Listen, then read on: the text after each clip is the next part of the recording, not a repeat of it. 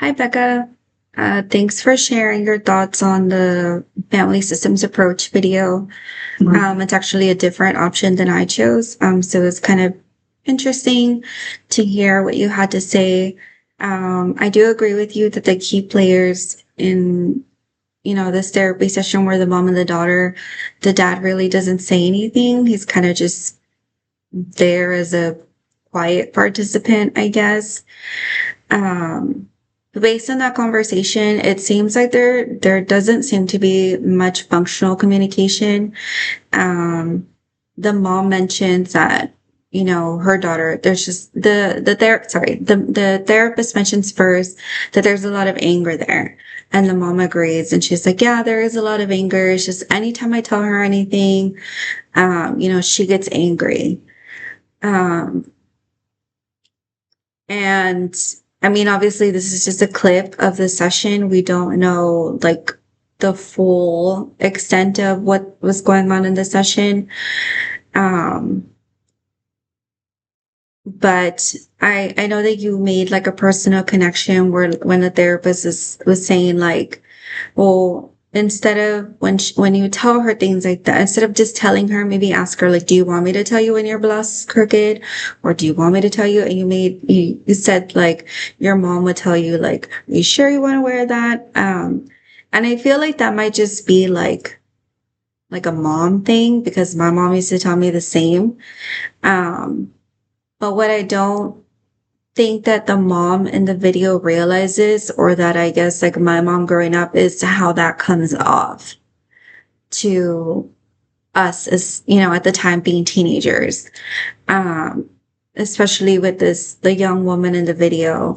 The mom might think it's innocent to tell her like, oh, your blouse is crooked. And then she gets angry. Um, I mean, it might just not be received well by the daughter. And that's why there's so much like tension and anger. Um, so I just thought that was really interesting. Um, I did like how you talked about the little boy that is in your class right now. That you said that there's like a circular pattern of communication, that you hope that there's similar communication happening at home and at school, in regards to like you telling him like school's a safe place, like, we're only 6 days in, but the longer you're here, the more comfortable you'll get. And the hope is kind of like that similar conversation is happening at home. Um, I did like that you mentioned that you would use this kind of approach to give them the resources and the tools. Um, And I mean, I know, like you said, it's elementary, like it's hard to bring him in for a whole counseling session. But I mean, I think you could start with a parent teacher conference and, maybe kind of sit all together and see like, okay, like we're 6 days in.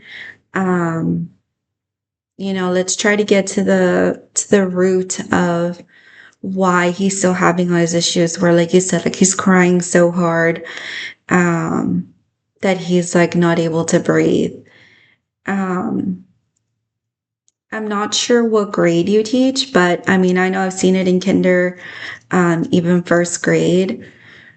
Um, I just think, especially now, like post COVID, um, a lot of these younger kids coming in, like they just are not as socialized as previous cohorts of kids coming in. So maybe that could be an issue. Like maybe, I know you mentioned that he had been to school before.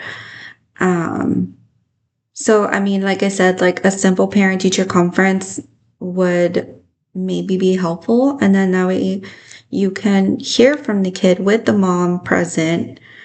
And you can see like, well, was he having these issues last year? Because I know she's saying that she's not seeing that at home.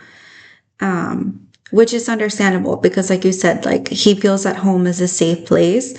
So there really isn't a reason for him to act up the way that he is at school. Uh,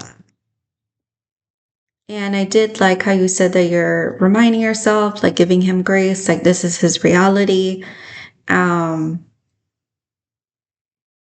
but I think that the longer that this goes on, it has potential to get worse. Um, so I think bringing in mom and dad for a conference might be helpful.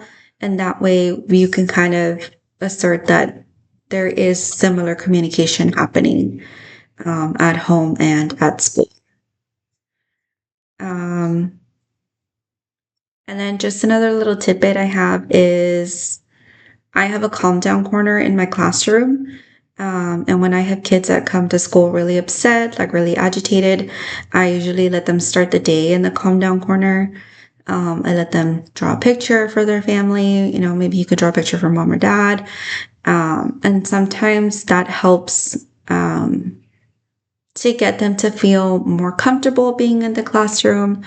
And then it helps the student understand that their feelings are being validated, that you're not just thinking like, oh, here comes this, um, this little boy crying again, that you genuinely care about his feelings. So hope that helps, and I hope that situation gets better for you.